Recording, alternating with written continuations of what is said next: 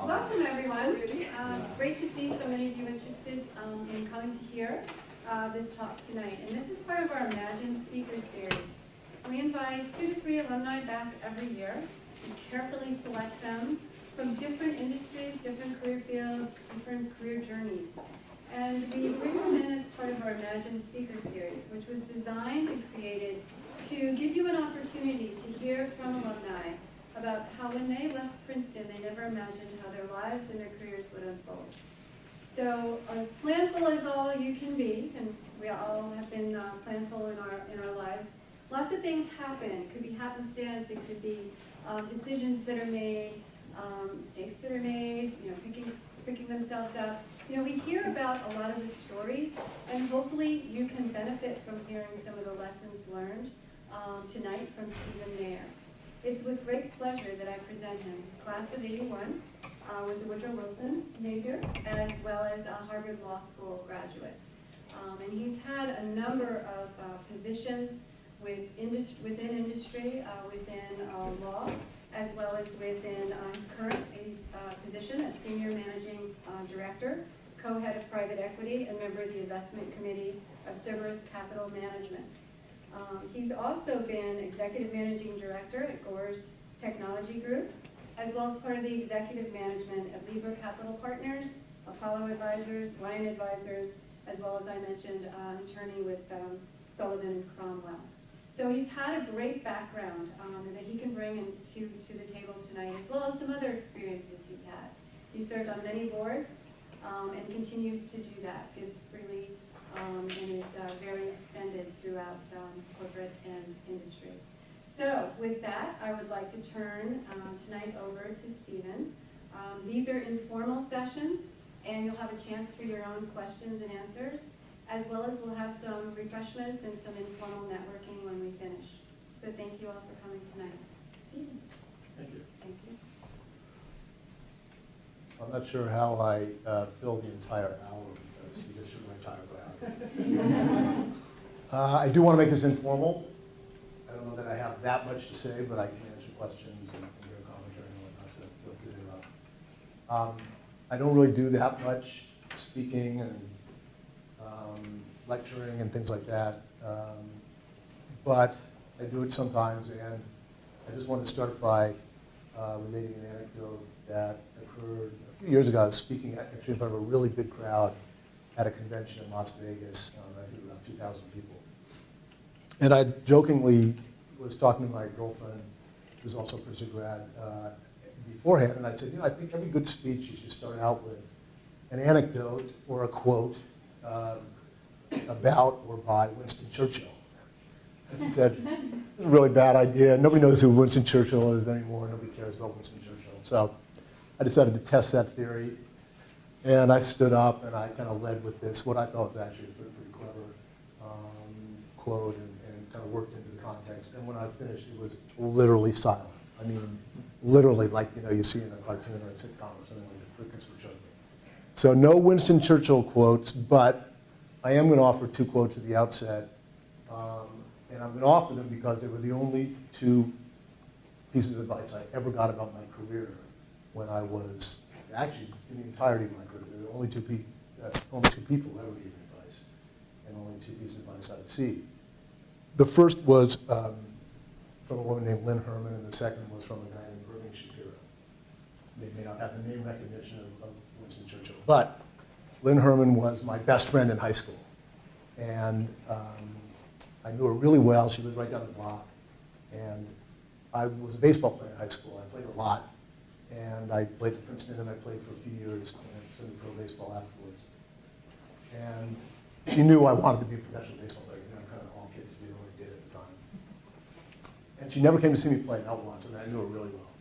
And finally, I think towards the end of my high school career, maybe I was even beyond high school at that point, she came to one of my games. And it was maybe the worst game I ever had. I mean, I struck out, and I made errors. And afterwards, this is the quote from Lynn, and it was the first piece of career advice I got. She sort of didn't really say much, and then she said, I don't think you should pursue a career in baseball. I think you should try something else. And then the only other advice I ever received was, when I was at Harvard, I wasn't really very engaged there, and I'll describe some of that a little more. But I did go to a talk given by a guy named Shapiro at the time. He was a Harvard Law School graduate. He'd been a lawyer. He'd actually been a litigator, which meant he wasn't really that involved in sort of, business or the business of corporate law. And yet he found himself through a series of events as the CEO and chairman of DuPont, which is, a huge corporation, one of America's biggest corporations. And what Mr. Shapiro said, and I'll never forget this, at one point he looked out, he said, look, I don't know what you're all going to be doing for your careers and your professional lives, but I can tell you this, it will not be what you think it is today. And that really did prove true for me, and I think for a lot of my friends and a lot of peers. So I think that may be something to think about, because you're sitting here today, and you have your set of experiences and your views, but things change, and that's part of managing your career, is to kind of continually be reevaluating. So I'm going to talk a little bit about my own sort of journey and how I meandered around and ended up where I am. But I wanted to give you all sort of 4 guiding principles that I think are really important. And if you probably won't remember my name or my firm's name or my background or a lot of what I say, but do try to keep these in mind if you can. And they're things that I learned, so I didn't know them. I didn't know much of anything, as I'll get to, when I was at Princeton. But these are the 4 things I learned, and that I would advise. The first is stop and don't do anything. The second is be strategic about your career. The third is make sure you apply the shower test. I'll explain what that is. And then the fourth is keep your priorities and values in order. So let me kind of walk through those. It doesn't seem like it today. I think probably a lot of you are here because you're so anxious to get on with your professional lives and you're envisioning what your next step is and you're planning and you're competing and all those things. But once you start working, you don't really stop. And you'll be working for, let's just say, 2 or 3 times as long as you've been alive. And there's not a lot of breaks. When you take a vacation, maybe you have a leave of absence or a period where you're not working somewhere, but basically you work. And, we all kind of amass these responsibilities and obligations and a certain lifestyle or whatever. And, sort of there's an inertia that takes place. And you don't really do a lot of things that I think are really enriching and that everybody should try to experience, and especially if you're a Princeton caliber student. You have the ability and hopefully the desire to go and, before you start working, go, study art in Florence, or go teach in some school in Africa, or trek in Southeast Asia or something, and do it for a year or an extended period of time. Don't just say, well, I did it for a couple weeks, I'm done, I'm ready to go. And that's actually what I did. I went right to law school out of Princeton. I didn't really know what law school was. And then once I graduated law school, I went right to work, basically. And there's one, regrets are bad when you get sort of an advanced age. You look back and say, wish I'd known that or wish I'd done that. But, there's one regret I have is that I didn't take advantage of what you can do when you're 21 or 22 or 23 years old, and you don't really have as many obligations. I know a lot of people have student loans and all those things, but you can do it. I guarantee you can do it, and I really urge, I tell my relatives this, I tell my friends' kids, just if you can take a year, take a year. But you don't have to jump in and do it right away. And I think that's something that, maybe you're too far advanced or whatever in your process, but stop and take your time and do something really original. So being strategic about your career is something that I didn't learn until a long way into my career, and I ended up wasting a lot of time. I kind of had to get lucky to get where I am. And by being strategic, I mean kind of 2 things. First, you probably hear this a lot, but I think you have to sort of try to implement it in a certain way, which is figure out where you want to be in 10 years. And then everything you do career-wise should be designed to advance towards that goal. And be continually rethinking that as you're moving along. Don't sort of say, well, I kind of need a paycheck, so I'll just make some money for a couple of years, and then I'll go kind of pursue my objectives. and don't say, well, this isn't a negative, so I guess it's just as good. You need to really be thinking out, collect some information, figure it out, think out 10 or 15 years. What do you want to be doing? I mean, and that's a, it's a geographic decision, it's a lifestyle decision. It has to do with, everything from financial aspects to, where you want to be with the family, or whatever. Just, try to make some decisions and then reevaluate it and keep trying to move in that direction. The other thing about being strategic about your career is you got to manage it yourself. Okay, nobody's going to do it for you. And that's, again, something I learned. A lot of times you'll join a firm, whether it's Goldman Sachs or McKinsey, or maybe even if you just go to law school and you join a law firm, and you kind of become part of this living, breathing organism, and it sort of carries you along. And in a lot of cases, you feel like, wow, these people are really caring for me, and they have a career path, but they don't. Okay, the only career path is your career path. Businesses are in business to make money, and to make money for the owners. And if you're not the owner of the business, they really, at the end of the day, don't care that much about your career.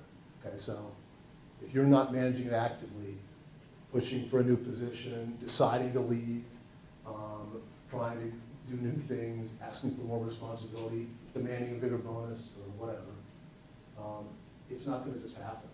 And again, something I learned, you have to actually be a proactive manager of your career. Okay, so what's the shower test? A little different when you're a student. My nephew's a senior at Duke. He was visiting me last weekend, and he stayed with me for 3 nights, and he did not emerge from his room before 2 p.m. any day. I'm sure you guys get up before 2 p.m., but when you work, you kind of got to get up and get to work. And what I've found in my own career is that there's times when I get out of bed and I'm really excited. I'm thinking about all the challenges and everything I got to do that day, and I'm really energized, and I get in the shower and I'm ready, and I go to work.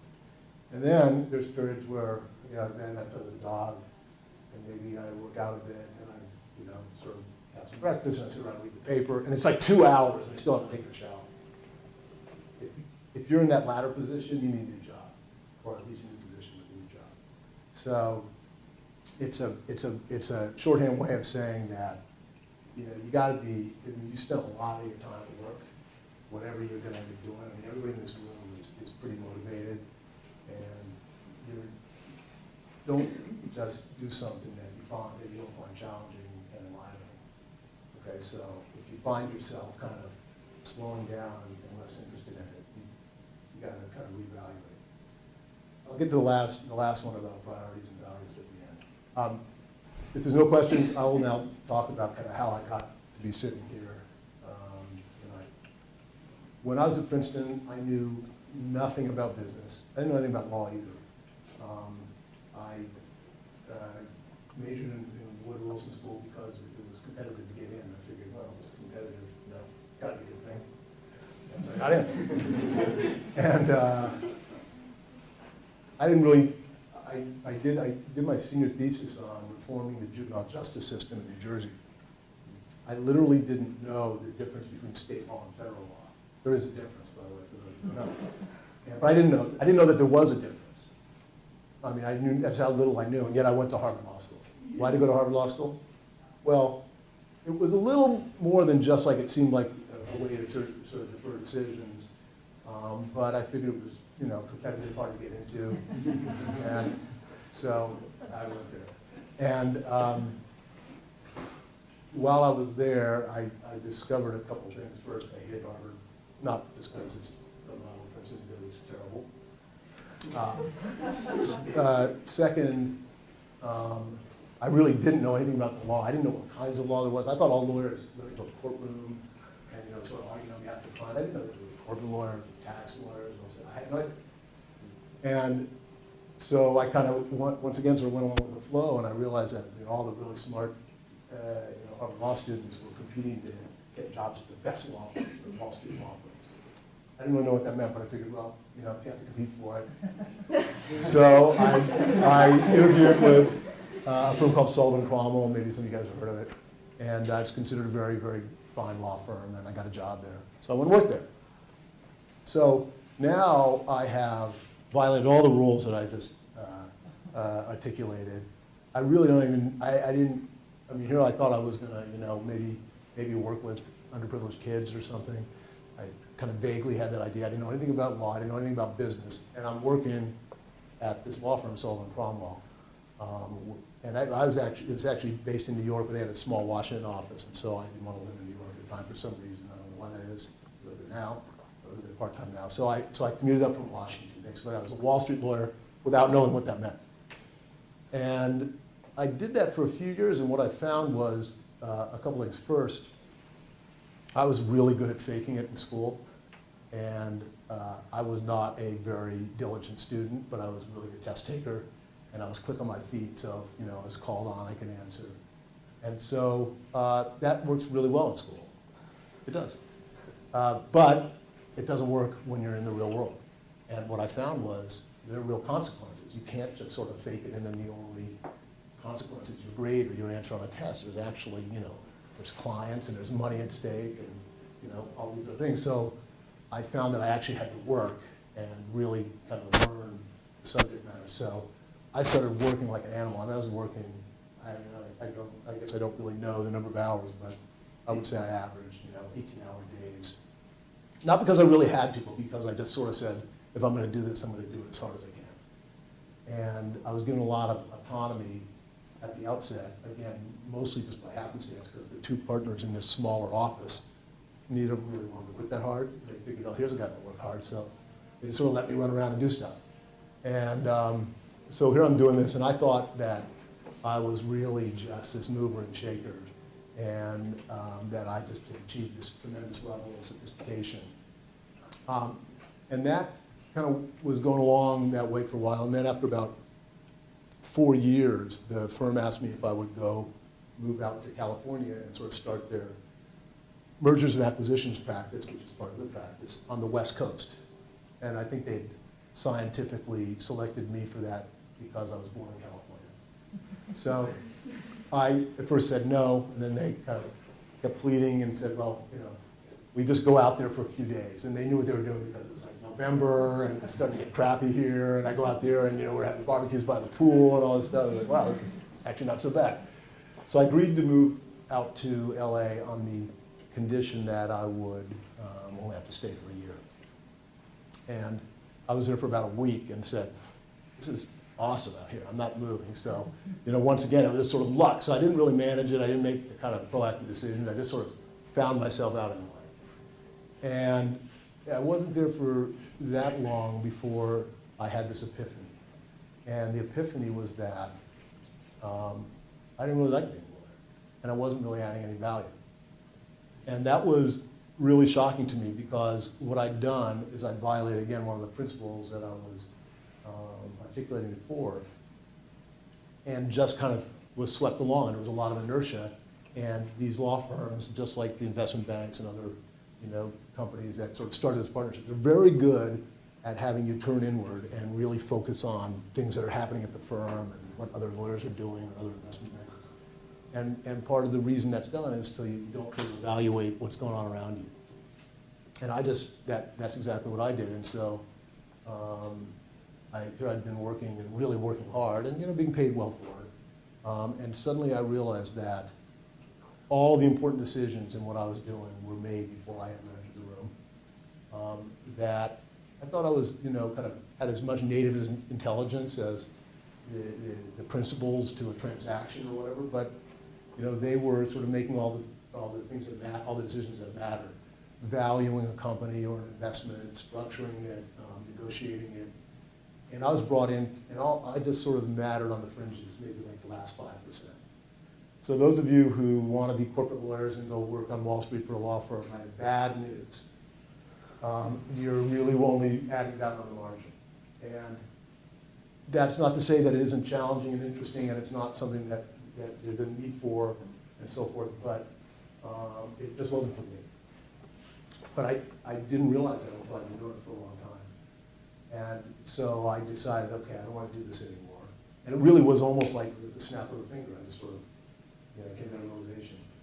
And then I further decided that I not only didn't want to be a legal advisor, but I didn't want to be an advisor at all. I wanted to be a principal making the decisions and have somebody else advise me if necessary, but I wanted to be responsible in a good and bad way. So if I made a good decision, I was rewarded. If I made a bad decision, I was penalized. I didn't just want to be an advisor.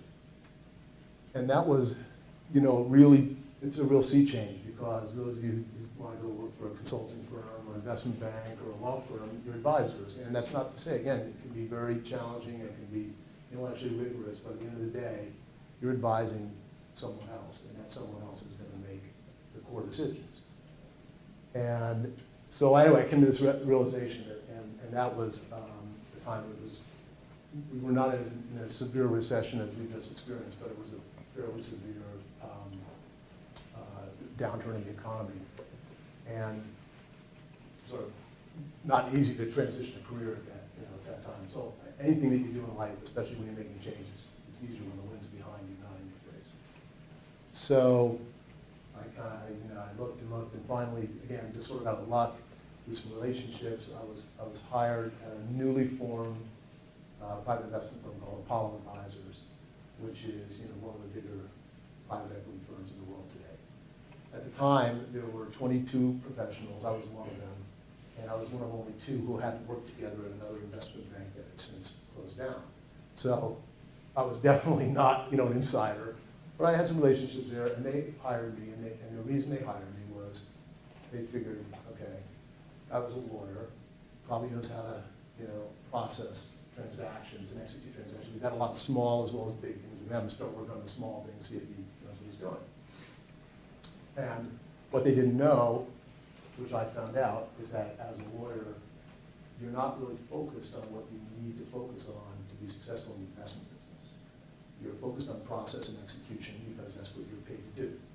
To get things to the finish line, to clear away hurdles, to resolve issues that come up, but you're not paid to kind of figure out what something is worth, the art of value of something.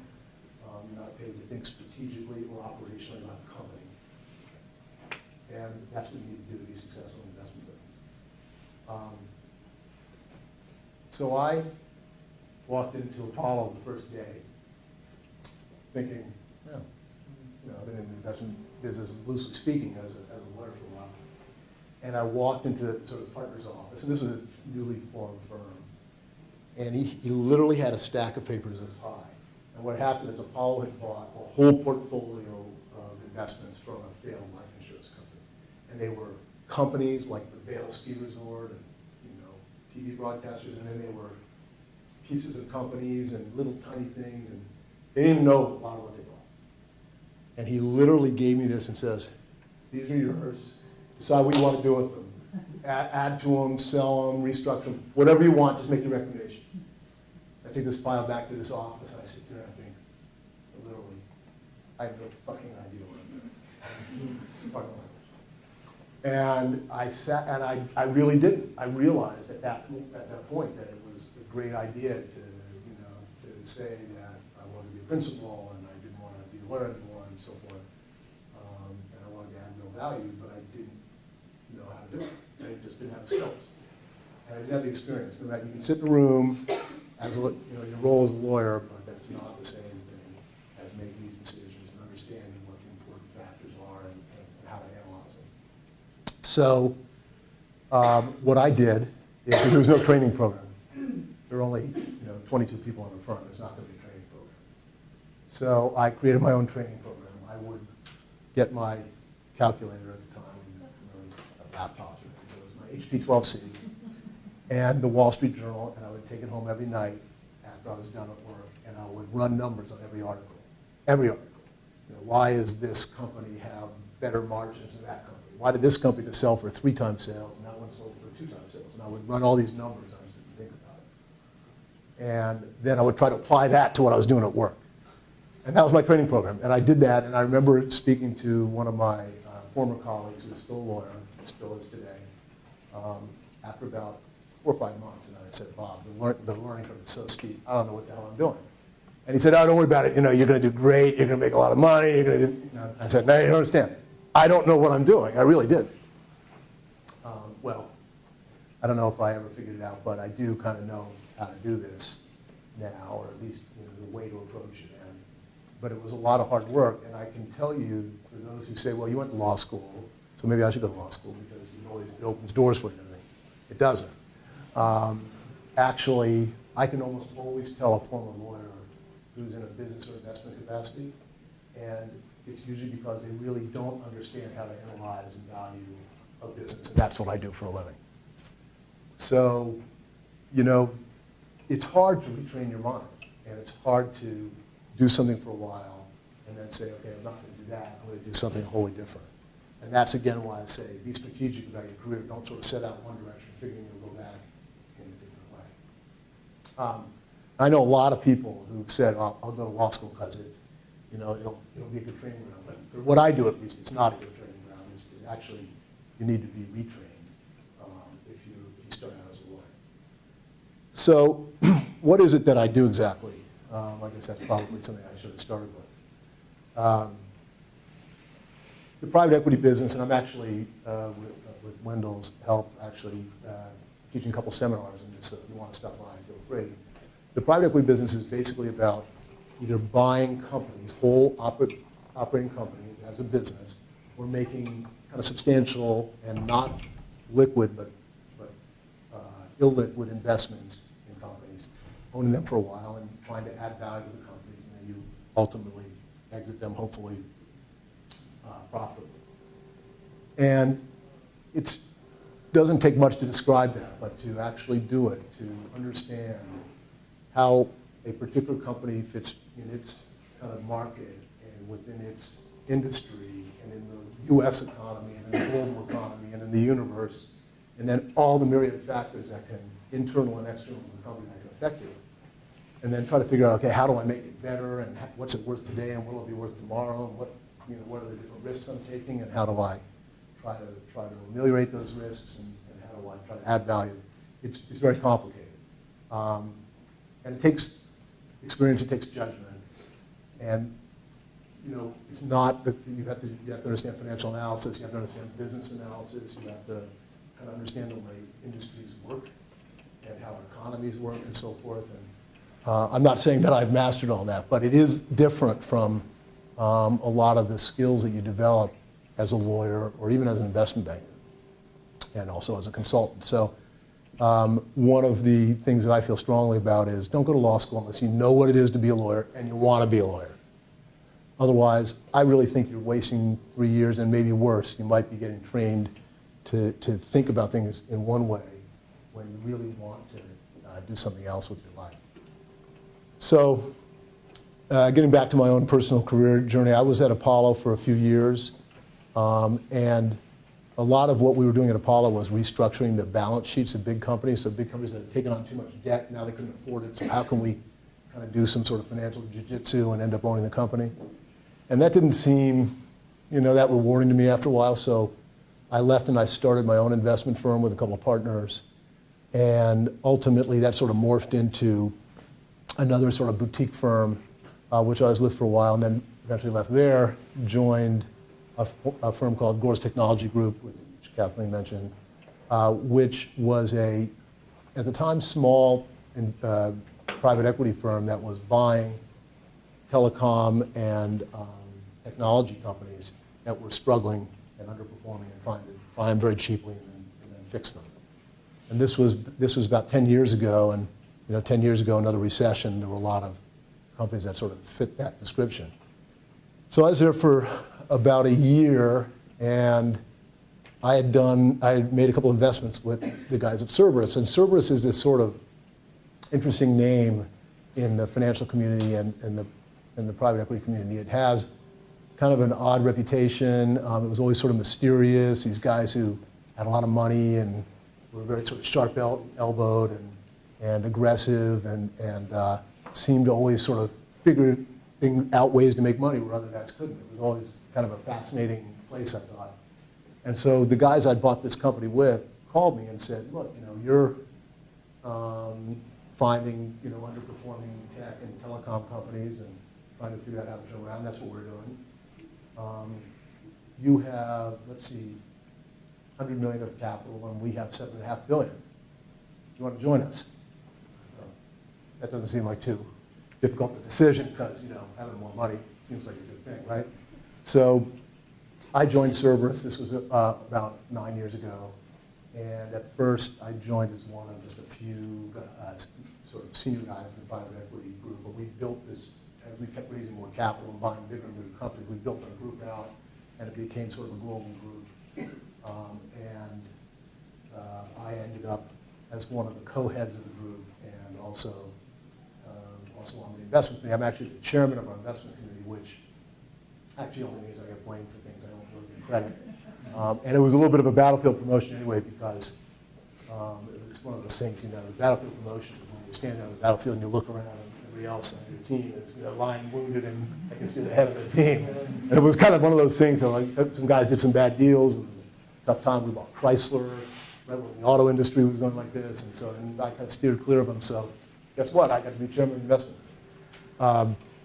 And so what I do now, I live in Los Angeles and New York. I go back and forth. But I also go to Europe a lot. And I help manage this sort of global private equity business. We have about $23 or $24 billion of capital that we invest. And I help raise that capital and, of course, help invest it and look over other guys' investments and help manage the firm. And, what I really like to do, I like to invest in things, I like to fix them. And so this is a great job for me because we're usually buying companies that are sort of broken and trying to figure out how to fix them. In a lot of cases, nobody else wants to own these companies. They're really kind of messy. And conventionally, the private equity business, you buy good companies with good management teams, and you do some financial engineering and so forth, and you make money. What we like to do is more operational engineering. We find companies that aren't run very well. Sometimes they're subsidiaries of big companies that just sort of been ignored. Sometimes they're privately owned, and management sort of exceeded their depth. Sometimes, sort of going in the right direction, but then, in a globally competitive world, markets change fast, competition changes fast, and that's what happens. So we have a big team of operational guys, meaning guys who, they're not investors like me, they were CEOs and CFOs or divisional managers or heads of HR or the IT departments of the other operating companies. And so they come in with me and we try to evaluate the businesses we want to invest in and figure out how we're going to fix them. And that's what I like to do. I like to fix things. I feel like I'm adding value. I'm sort of in control of my own destiny. A lot of the private equity business, if the economy is going in the right direction and your industry sort of proceeds in the right direction, you'll do great. But it's a little out of your control. The economy, if we go into another recession, your investment's not going to do so well. What I like to do is invest in companies where I can really control most of the variables for success. And that's hard because in the first place, there's not that many companies that fit that profile, but also, it's a whole different set of issues and risks and ways to look at things. But it's also really rewarding. You really roll your sleeves up and you get in and you really try to fix them. And so it sort of combines an investing discipline as well as sort of an operating discipline. So that's kind of been my journey. And as I said, when I was at Princeton, I wanted to play baseball, and I figured I'd work with kids. And I stopped playing baseball, not because my friend Lynn told me to, but I sort of reached the point of my skill set. And then, I don't work with kids at all, other than, our analysts or associates, I guess. And they're not exactly underprivileged. So, I would never have predicted that I end up doing what I'm doing. But I know that if I had to do it again, I would do it completely differently. And maybe I wouldn't end up in the same place, and maybe it wouldn't work out as well. But I've observed a lot of peers and a lot of friends and colleagues who, were much better at thinking out where they wanted to be and then kind of trying to manage in that direction. And they didn't make as many stops along the way and as many detours, and they didn't depend on luck. I got lucky in a whole bunch of cases, but you don't want to depend on luck. You don't want to depend on luck as an investor. That's what you end up doing. You don't want to depend on luck in your career.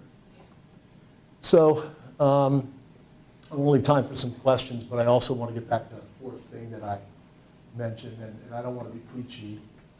because I'm a partner in a big private equity firm, and that's what I do for a living. Okay, but that's not all I do, and that's not the totality of who I am. And I'm just gonna. How many of you guys have been to Southeast Asia, like Cambodia, or anybody? Okay, a few. So I was in Cambodia recently, and I was struck. It's a place that's sort of the best and the worst of mankind on display. I mean, 1,000 years ago, they built hundreds of these incredible temples. We couldn't build one of them today, and they built them by hand. They didn't live in them. It wasn't about wealth. It was about sort of their spiritual devotion. 1,000 years later, you guys come to power and kill 40% of the country. And when you go there, I'm sure you guys had this experience. Everybody you meet was affected by it, and the mother and the father was killed. And it's a place, but yet the people have like a dignity and a graciousness about them, and it's really a fascinating place. So we're not all going to go live in Cambodia and adopt a lifestyle like that, and we don't have to feel guilty if we don't. But I do think that when you experience things like that, it should remind you that, look, careers are great, and you wouldn't be sitting here if you weren't achievement-oriented, and if you didn't really, weren't ambitious, and that's fine. I was the same way, but I also think that, making sure you keep all that in perspective, and that, career setbacks or not getting that position you wanted, or being assigned to that team that you wanted to be assigned to, or whatever, the world's probably going to go on, and you'll probably go on with it. And there are other important things in the world. So I don't think you have to be defined by what you do, even though you spend a lot of time at it, and it reflects and shapes both your personality and a lot of your friendships and so forth. It still doesn't have to define you. So I think it's a good idea, especially when you're young and you're competing and you're really trying to achieve. Just step back a little bit and remember that's not the totality of who you are, and it shouldn't be. And there should be room for other priorities and other perspectives. And again, I think that's something I've learned over the years that I wanted to share. So that's kind of all I wanted to say, but I'm happy to answer questions, and they can be really practical questions like how do you go apply for a job at Cerberus, or they could be more esoteric. They should hopefully relate to the subject matter. Thank you for sharing with us everything from sort of your life journey to what you do in your job. I have a question about your thoughts on the current financial markets, sort of as an investment professional, maybe from the company's point of view or from your own point of view. Right. What sort of you're thinking now and how your thoughts are changing recently with what's going on in Europe? Right. So I was saying this to a bunch of our fairly young investment professionals the other day. They're all trying to figure out how to value a company, and what I said was, look, when I started the investment business, which this is going to sound like we walked 6 miles uphill both ways to school and all that, but bear with me. If you wanted to buy a company, it was probably going to be a U.S. company because you're here in the U.S. And you tried to figure out the company and where it sat in its market and what was going to go on with the U.S. economy, and you made your decision. And think what you have to try to figure out and get right today. Okay. First place is a globally competitive environment, so you don't have to just figure out the U.S. competitors. You have to figure out the global competitors. And it's a globally interconnected environment, so things that happened with the European banks because of Greece's tiny economy, or whether the Chinese central bank manages to kind of achieve a soft landing as they kind of ramp their growth down and try to avoid inflation. I mean, all these things have a huge impact on every company in America. And you're not just looking at American companies. It's when you sort of, it's exponentially, literally exponentially more complex and more risky, therefore, because predictability obviously is the hallmark of a lack of risk. So in the investment business, it's all about risk versus reward, right? There can be a great investment that is profitable but doesn't have a huge return, but it has very little risk associated with it. And then there can be a really terrible investment that could be extremely profitable, but it's very risky. And it could also be a good investment. It just depends on your risk tolerance and the potential reward for it. When I look at the global economy today, and sort of what's happening out there. First place, I'm not a great macro guy. Like, my crystal ball gets really cloudy really easily. I'm much better at, finding kind of a sort of a micro situation and figuring it out. So, but that by definition means I'm taking more risk, right? And then when you add to that sort of, these are all questions of first impression. What's going to happen? Is the EU going to break apart? Are certain countries going to leave and establish their own currencies? What are the developing economies going to do, and how is that going to affect global growth, and how does that flow back here, and what about the financial institutions? All the things that you're asking about. I think it creates an incredibly risky macro environment. So to me, as an investor, what that means is that I have to either find companies that I'm convinced are relatively insulated from all those factors, which is hard, or I have to be finding extraordinarily good deals, inexpensive companies that even if they really get buffeted by some of this, they'll survive and then ultimately flourish. So obviously everybody else is looking for some of those too, so they're hard to find. But if I had to guess, okay, which I'm not a macroeconomist, but if I had to guess, I would say that the EU stays together, that the European banks end up getting recapitalized in some way by the sovereigns, by the host countries, that there's a greater degree of fiscal interconnectedness among the EU. What EU, I know this is sort of beyond understanding of a lot of people here, which is fine. It's a political and a social union without being a fiscal union, right? So they adopted a single currency, but they all have these different cultures and economies and fiscal policies. Well, that would be sort of like if we, in the United States, if every state could issue their own bonds, and well, they can right now actually, but there was no sort of there was no federal taxation system. There was no sort of way that the federal system kind of allocated funds. It was just every state for itself, and that's what they have. And I think the recognition is gone that that's only kind of a halfway system. And so if I had to guess, does it get pulled back and sort of disintegrate? I don't think so. I don't think so, but I don't really know. I think that there will be some common EU funding mechanism, and that they'll support. I think Greece is obviously in default, whether you call it a default or not. But the real issue isn't Greece. The real issue is the European banks and exposure to Greece and some of the other Mediterranean countries. I think that it's going to basically get shifted to the sovereigns, which really means Germany and France and the Nordics. They can afford it. They're not going to be happy, but they'll do it. But there's going to be a lot of turmoil between now and then. There could be bank failures. It's really risky out there. I mean, I think it's as I don't know if you guys remember, but in 2008, when Lehman Brothers, which was a big investment bank, failed, was sort of nobody tried to save it. There was no notice. It just sort of happened.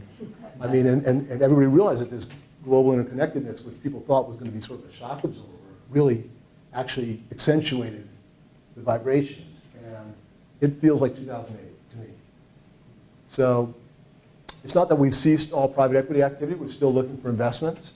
But I want to find investments that I think are not really going to be affected by that. So, for example, we're going to sign up an investment. We're going to buy some drugs that are now off patent, that are owned by one of the big pharma companies. So, because they're off patent and their prices have come down a lot, a lot of drugs and a lot of healthcare is subject to some of these fiscal pressures, right? It used to be people said, "Oh, invest in healthcare." Everybody needs healthcare, gets paid for by the government. That seems pretty predictable. Well, it's not so predictable in an era of austerity where every government is trying to reduce their spending on everything, including healthcare. But these, because they've already gone off patent and because they are relatively inexpensive, are not going to be affected very much by fiscal austerity. They're important drugs that keep people alive, so it's unlikely people are going to stop taking them. They might reduce their dosages a little bit. And importantly, pharmaceutical companies throw off a lot of cash. Not all companies do that. A lot of companies absorb cash because they're growing or capital intensive, but pharma companies throw off a lot of cash. So I'll get a lot of cash back in the early years of my investment. In the early years, your crystal ball is always a little clearer. So, that's the kind of thing that we're doing. But it's scary, and I think that I believe it will be resolved in an acceptable way by the sort of policymakers. But I think the volatility alone is posing certain serious problems. That's a good question. I keep talking about that. I'm just kidding. Well, really quick, while people still leave other questions, do you have sort of a timeline in mind? Like, do you think we're going to hit rock bottom maybe soon, a few months, or even beyond that? A timeline in mind. I think the U.S. economy has not grown absent fiscal stimulus in several years. I think, if you really want me to wax eloquent, I don't know how eloquent, but for 100 years, the U.S. had a growing, almost dominant economy. And there were some reasons for that, okay? First place, we had a big population with a lot of natural resources. We had a culture of, basically a very aggressively capitalistic culture that was built on competition, but also built on achievement, okay? We had a young demographic and a well-educated one. I don't know, I'm sure a lot of people in the room are, first or second generation Americans. My mom and dad were both first generation Americans, and the only thing, because I knew their parents, the only thing that their parents cared about was that my parents went to school. That's all they didn't care about themselves, they just wanted their kids to go to school. And then another thing importantly was that the rest of the world kind of blew itself up and or lived under communism. Hey, you gotta get lucky sometimes, we did. So for 100 years, it was great to be American, economically anyway. Well, we don't have a lot of those factors anymore. Okay, we're not as competitive globally. We've reached a sort of standard of living now that people are better paid and expect to be better paid, and people, abroad will work for less. Our educational system is failing, and that's a cultural issue as well as much as anything else. We have an aging demographic, so we have more and more people who you guys are going to be working to take care of who are not productive. Older people are not as productive because they're retired and they're sick. We have a lot of these sort of built-in issues and some of them are cultural and social. In fact, I think they start with culture and social issues, and yet we're trying to maintain this kind of, I'll call it lifestyle, but it has everything. It's fiscal policy, and it's also individual lifestyle. We all want that new flat screen TV on the walls or whatever, and it's unsustainable. So, dialing that back to the question you asked, I'm actually really pessimistic about the U.S. economy in the long term. And we also have a very big economy, and it's very entrepreneurial, okay, in a lot of ways, and innovative. So it's not going to just sort of plummet. But I think that your question implies that, we're just in this cycle and things will be good again soon. I think structurally we have huge issues that are cultural and social as well as economic and political. So to me, we will grow, the economy will grow again. We'll have population growth and the economy will start to grow again, but I think that it could be another year or two before that happens, and I think in the long term, structurally, we have some issues that if they're not resolved, we're going to have more significant economic problems. Yeah, I agree with your long-term assessment, but I was wondering to that end, what would you suggest to someone who will be growing up perhaps in that time of limbo or facing the U.S.'s loss of superpower status or something like that? How would you deal with that in that situation and in the job market? Right. So I think these enormous long-term trends don't necessarily affect any particular individual. You can still achieve and you can still find a niche that can be very lucrative or could be really challenging. So I would say that there, for example, in the investment, as an example, in the investment business, dislocations are actually good for the investment business usually because it gives you opportunity, and if you get sort of figure out the trends better than the next guy, you make a lot of money. So I think, if you want to be in the investment business, you might actually benefit from these trends. Plus, capital is sort of global, right? So you can move capital around. I would definitely, though, look at the sector that I was evaluating and try to figure out if these trends are true, what's going to happen to it. So, for example, you guys probably have friends who want to go to medical school or are in medical school. I mean, if you understood what was going to happen with our healthcare system and the fiscal pressures that were arising from it, you would probably not want to be, if your goal was to sort of have a nice lifestyle and make money, you would probably not want to be a general practitioner, right? And if you would have maybe figured that out 5 years ago or 10 years ago, right? So not knowing exactly what your aptitudes are and what you're interested in, it's hard to answer, but I would definitely try to think, it's part of being strategic about your career, right? Think long-term about where you think, this is going to go in light of, the trends that you believe are going to prevail. As I said, the investment business, you can flourish in almost any environment, as long as you get the trends right. Did you ever think about going into the public sector after doing like legal and law and stuff like that, and kind of wanting to make decisions in that arena besides Yeah. the private sector? I did when I was in college, but as I said, the momentum sort of took me along, and I just sort of went to the next step and went to the next step, and before long there I was, and I had a mortgage and so forth. So, it's a good question because maybe I could do that today, right? But the answer is I haven't thought about that for a long time. And I think we should have more people who do that, who achieve a certain level of success, and then it can be very frustrating, right? Because it's a totally different kind of environment than you're used to, but maybe we need that. I know I was recently at the New York Controller's office, New York City, and they manage pension funds for the firemen and the policemen. They have $122 billion in there. It's a huge pension fund. We were trying to get some of it for our funds, right? That's why I was there. And the two guys we were talking to, the senior guys, they were guys like me. They had been in the private equity business. They were successful. It wasn't like they sort of failed and said, I guess I'll go work for the city of New York. These guys were really successful guys. I knew of them. So, they decided that now was the time to maybe, give back or whatever. There's other ways to do that too, right? You can do it through philanthropy and so forth. So personally, I haven't really thought about that for a long time, but I do know some people who have. I guess kind of going along with that, is there ways, I would say maybe more actively through investments or through owning and fixing specific companies to improve like maybe some social issues, maybe worldwide, maybe here at home? So when I make an investment, whose money do you think I'm investing?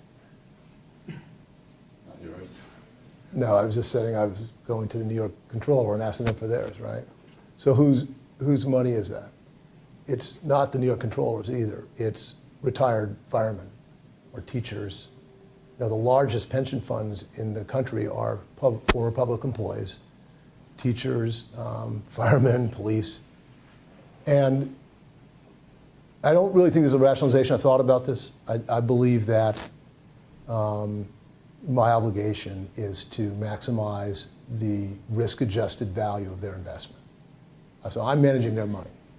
And I think that if I said, well, let's implement some social policies with these investments, and maybe it's not the best investment, but it's second best, or maybe we'll spend a little bit extra at this company, but it's okay, they can afford it, and look, we'll adopt some cause through our portfolio companies or something.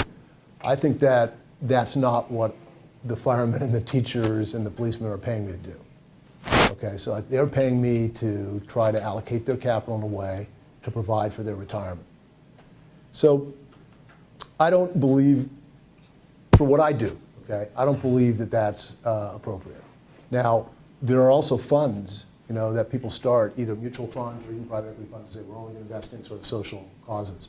And if somebody adverts to that and they say, I want to put my money into that because I might get a lower return, but it's okay, I'll be doing good, that's fine. I have no objection to that either. I mean, I'm not dogmatic about it, but I just don't think that's what I'm being paid to do, and my responsibility is to those people. Now, I happen to make a lot of money, okay? That's one of the things about private equity. and, more than I deserve. So I think it is my responsibility to, redirect some of that to causes that are worthwhile, and I try to do that. So that's kind of how I engage in it, as opposed to, trying to find sort of more sort of social investments. Fair? More a weird practical question. How do I get an internship with your firm? I mean, okay, let's be honest. I know nothing about investments. Mm-hmm. Before I came here. I'm actually a chem bioengineering major. And I didn't know this talk existed until I met her. The U store downstairs. I was buying dinner. You're sitting there. But you're so fascinated that you... So, hi. It might be a little over-disclosure, by the way. So I have my business card here. You can take one. But let me just, so our hiring policy, just to lay it on the table. Because we have 450, 500 people in our firm, which is pretty big for the private investment world, but it's still relatively small. I mean, compared to like a Goldman Sachs or one of the household names. And as a result, we don't have. It's hard to have too many people out of undergrad who haven't gone through training programs, because it would take so much of our time to train them. So we hire 2 or 3 people out of undergraduate school a year. And if they do well, they don't have to, when you join an investment bank, it's like a 2-year analyst program. And, even if you're a superstar, you leave, you go to business school or whatever. Excuse me. We don't do that. If you do well at our firm, you stay, because, we want to have the best people and the best, environment that we can. But we're only hiring 2 or 3 people. And I was saying to Kathleen that we have some of our younger guys kind of run our hiring program, and one of the guys said, okay, well, we're in this stage, we're going to be doing some interviewing, and we got some resumes from Princeton, so while you're down there, you might want to meet some of them. I said, okay, well, just, email them over to me. There's going to be like 5 of them. I have a stack of, I have this thick, maybe some of you guys, I have this thick, a stack of resumes. It's probably 100. So we just don't have the, it's not, these smaller boutique type firms generally don't hire more than a couple of people. So it's hard, but you're welcome to, send us your resume, and that goes in for us too. We'll interview people who we select out of the resume we see. We'll hire a couple. But that's a couple national.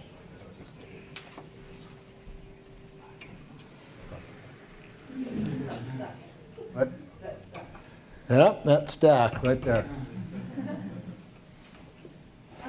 So I try to notice while talking to people who are currently investment bankers, so it's like analysts, was that most of them are going to do another year or 2 at their firm and then go into private equity. Mm-hmm. And I was like wondering, I know you mentioned that you didn't want to be an advisor anymore, you wanted to be on the buy side. Yeah. So I was just wondering what is really so attractive about private equity that everyone overwhelmingly goes into, Right. as opposed to like venture capital or something. As opposed to venture capital. Yeah, well, it's like everyone was going to private equity. Like I hardly know anyone who's been in the venture capital example. Right. Well, see, there's a few different ways I could answer that. The first is that venture capital tends to be less of a finance-oriented discipline. When you think about what are, kind of the venture capital-backed companies that you guys all know and use their products, whether it's Zynga or Facebook or technology companies or biotech companies, there tends to be a premium placed not so much on financial analysis and on sort of great modeling skills or being able to understand an existing business. It's more about evaluating an opportunity that has not yet turned into a business, and that's about thinking strategically and understanding kind of in many cases technology or science. So I think most venture capital firms do a lot less recruiting out of investment banks than private equity firms. Private equity is a little more, is much more financially driven and more about financial analysis. So there may be a lot of people going to venture capital firms, but they're, chemical engineers. So what if everyone chooses to go from investment banking to Okay, so all right, so why do they? Well, I think a lot of people, private equity firms historically are small. It's a small environment. It's more of a boutique environment. Cerberus, one thing I really like about it, it's like a family. Now, it's a 450-person family, obviously, but there's a core group, and you feel like it's a personal, you have personal relationships. It's a more of a sort of boutique type environment. The big investment banks are big, and they feel more like bureaucracies and businesses, and you're in your cubicle, and you're just getting an assignment, you churn it out, and you get the next assignment. So I think there's more of that's a matter of personal preference. Some people prefer that more structured environment, but I think a lot of people actually are more comfortable in the boutique type environment. I'd say that's one thing. The difference between being an advisor and being a principal, even at a junior level, I don't think you should ignore or brush aside. It's a big difference.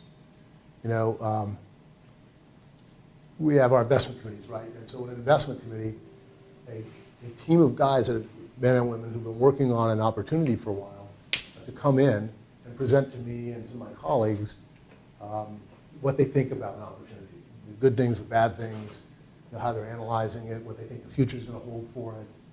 And I'm going to pepper them with questions, and they have to respond.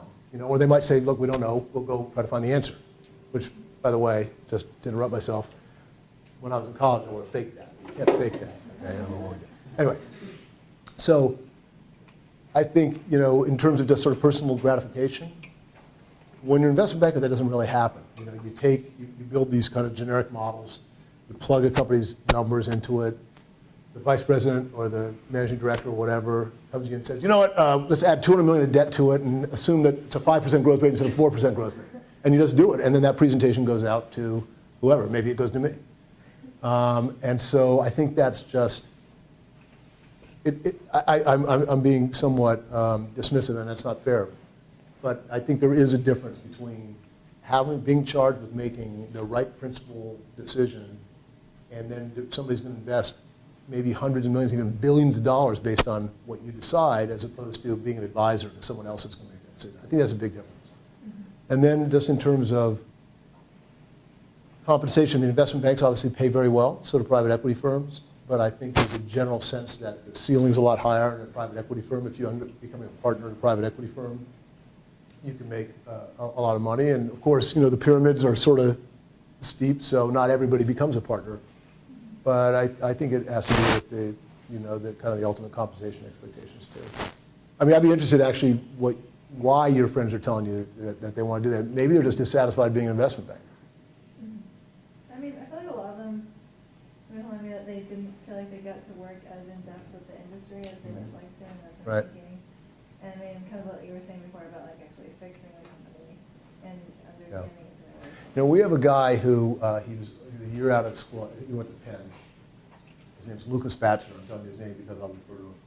And we had been looking at different things in the natural gas industry, which I won't tell you why, because it's just not really germane. But because of that, some kind of intermediary, meaning like a small investment bank, had heard his name and called him and said, oh, we're trying to find a buyer for this company. And it was a small company, and it wasn't really sort of the thing that would normally fit our profile. But for some reason, Lucas thought, hey, I'm going to follow up on that. He was a year out of Penn. And he followed up on it, and he was kind of dogged about it, even though some other guys dismissed it. And I'm telling the story because obviously we ended up buying this company, right? Now we've decided that the strategy for this company is to go buy similar companies to it so that we can add a variety of services to it. And Lucas is like, that's what he's doing basically all this time. He's going around meeting all these different companies, trying to figure out what companies do I, package in with this one to build value. You're not going to do that as a first year, as an analyst at investment bank. It's just, now, I mean, that might be a little bit of an outlier, but I think that's sort of, in principle, that's the difference. So call Lucas and ask him. Any other questions or thoughts? So it sounds like you probably buy and sell a lot of different types of companies. I guess I'm curious, what kind of skill set do you think that requires? Like, say you buy a technology company, do you actually have to know the technology, or you know more about fixing portion of it? Is Right. that more management, operations? That's a really great question, because on the one hand, to be a great investor, you really have to know the industry and the product and the service, and you have to know it. You have to be thirsty for knowledge about it. On the other hand, to buy a software company, you don't necessarily know how to write code, right? One of my best investment I ever made, which if you guys, any of you want to come to this series of seminars that we're going to have, actually the CEO of this company is going to come to the second session and talk about how he built so much value. But it was a biotherapeutics company. And basically they take human plasma out of your bloodstream, run it through a very complex manufacturing process called fractionation, sterilize it, and then turn it into a bunch of therapies that are for things like immune deficiency disorders and hereditary emphysema and some really debilitating diseases. They're basically keeping people alive. And when I saw this company at first, and I'm going to use this kind of as a case study in these seminars, again, a little advertising pitch, but it was so broken. It was owned by a German company. It was unprofitable. They were bleeding cash. Nobody cared about it. It was a company that was doing about $800 million of revenue, so that's a pretty big company. Nobody cared about this thing, and it was a disaster. Do I know how to fractionate plasma? I do not. And I don't understand the science of it, and to some extent it would be better if I did, because when a company like that has a lot of research and development dollars spent. We would spend $60, $70 million a year on R&D trying to develop a new product out of plasma. Guess what? I didn't really understand the science enough to say that's going to be a winner and that's not. But I understood the business of it enough to know how to fix it and to make the right bet on what the trends were going to be and what how it could achieve its potential, and then to implement those changes. So I know a tremendous amount about this industry, and everything from the manufacturing process down to the patients and the competitors and stuff, but I don't know anything about the science of how these sort of plasma-derived protein therapeutics products actually work. Is that responsive? Yeah, no, that's great. Anything else? Okay, well, thank you for your Thank you. time and attention.